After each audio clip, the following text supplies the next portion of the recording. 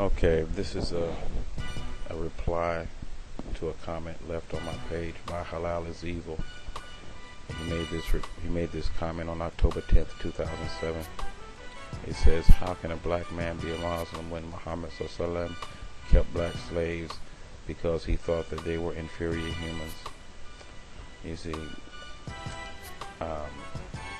that's something that I notice about a lot of these so-called Christians. It's maybe even, I think, the Christians more so than the atheists, is that they're willing to lie, to misquote, and to twist verses from the Quran or a Hadith to try to make a point when they know it's a lie.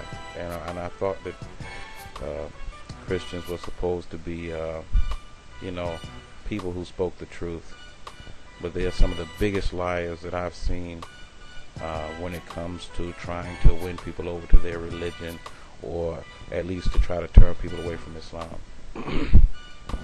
But anyway, he goes on and he gives some quotes in his comment. He says, Muslims are told that Africans are not the prophet. And he has a quote here. I think it says Ishaq 2:43.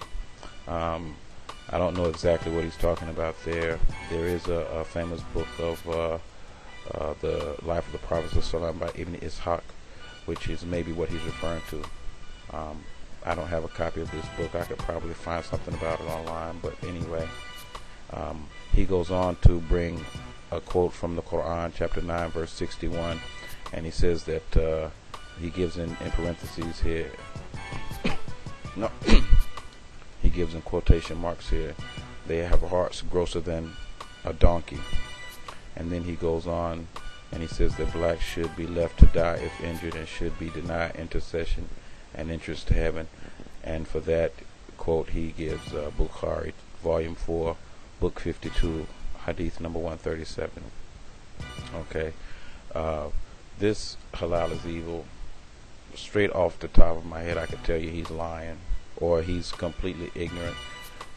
Either way, what he's saying is not true. But anyway, let's go and see what the Quran says in chapter 9, At-Tawbah, verse 61. And this is the Yusuf Ali translation. It says, among them are men who molest the Prophet and say he is all ear. Say, he listens to what is best for you. He believes in Allah and has faith in the believers and is a mercy to those of you who believe. But those who molest the Prophet will have a grievous penalty. And verse 62, it says, to you they swear by Allah in order to please you, but it is more fitting that they should please Allah and His Messenger if they are believers. Know they not that for those who oppose Allah and His Messenger is the fire of hell, wherein they shall dwell. That is the supreme disgrace. The hypocrites are afraid lest a surah, a chapter of the Quran, should be sent down about them, showing them what is really passing in their hearts. Say, Maki, but verily Allah will bring to light all that ye fear should be revealed.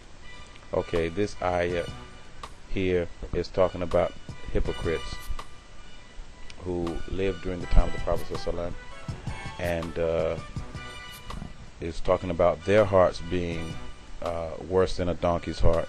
It's talking about them being afraid that Allah subhanahu wa ta'ala is going to reveal some verses of the Quran, exposing them for what they were thinking, what they were doing. You see, this is what the ayah is talking about. It's got nothing to do with black people, period. I mean, unless he's a hypocrite, then in that case it refers to him, but it refers to any hypocrite. And a matter of fact, those verses there, though, are specific about the hypocrites that lived at the time of the Prophet, because it talked about Allah revealing a surah exposing them. You see, so those were people, hypocrites, munafiqeen, who lived at the time of the Prophet ﷺ. It's got nothing to do with black people in general, about our hearts being worse than a donkey's. So halal is evil is a big liar, and trying to imply that it does have something to do with black people.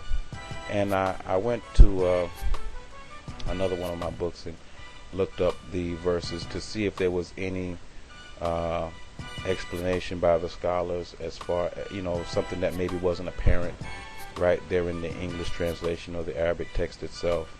And so I went to Tafsir Ibn Kathir, the English translation, the abridged version. This is a picture of it right here. Okay. And I went and looked up the same ayats, and they're saying basically the same thing. And they give a little bit more explanation, but there's nothing there about black people. So halal is evil is a big liar. Okay. Now, I went online and looked up this hadith that he quoted. He's totally misconstruing and misunderstanding the hadith. First of all, he makes the mistake of thinking that in the time of the Prophet ﷺ, all blacks were slaves and all slaves were black. That's his first mistake, because it's well known, and it was more or less, something that was common throughout the world. You see, slavery at that time was prevalent anywhere in the world you went. Okay, now in Arabia at that time, there were black slaves, there were white slaves, there were brown slaves, there were Arab slaves, there were non-Arab slaves. I mean, that was the way the society was structured at that time. So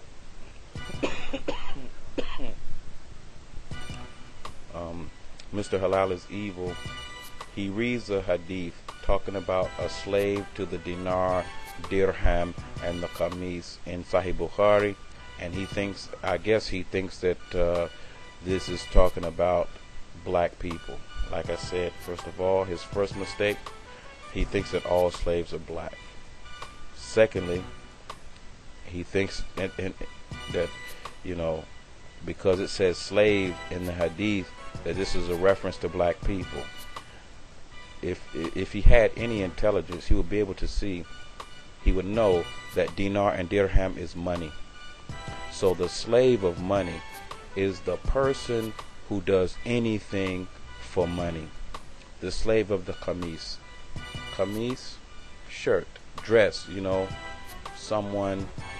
This is talking about a worldly person who's a slave to the world. He's a slave to worldly things. He's a slave to money. He'll do anything for it. Therefore, he's not a slave to Allah subhanahu wa ta'ala. Okay? And so Mr. Halal is evil makes a colossal blunder here. I don't know if he doesn't understand English well. I don't know if he knows he's lying and he's intentionally lying and trying to mislead people. But he's way off base with these ludicrous comments that he left on my page. And please, next time, if you want to try to make a point, don't make it so easy for me to refute it. I mean, it's ridiculous. This is a waste of time, really. But I decided to make the reply simply because other people may come to my page and see the reply, and because I didn't say anything about it, maybe they think there's some validity to it. I mean, this is stupidity. I mean, it really doesn't even warrant a reply, but just because some other people might see it and not know, I decided to make this video reply. Mr. Halal is evil. You need to do a better job of trying to refute Islam. I mean, that's, my kids could do better than that, I mean, really. But I do have a book for Mr. Halal is evil. If he's got a few dollars to go to Barnes and Nobles or Borders, he can find this book there, Misquoting Jesus, the story behind who changed the Bible and why. It's an excellent book. I got it a few days ago, and it's not written by a Muslim. It's written by a man who used to be a Christian, but I guess once he saw how the so-called Christian holy book, well, I guess it is holy, it's full of holes. Once he got down and did some serious research and study, he could see where it's a book written by men, and I guess he just couldn't seem to stick to that religion, so he decided to leave it and become an agnostic. But it's a good book. I suggest it for all the Muslims and non-Muslims actually. It's good to use for Muslims to use as ammunition, and any Christians who might want to know a little bit more about their so-called holy book. It's a good read. I'm enjoying it quite a bit. But anyway, that's my reply for Mr. Halal is Evil. Like I said, he needs to do a better job of trying to refute Islam. I mean, that comment he left on my page really just doesn't get it. So, until next time, peace.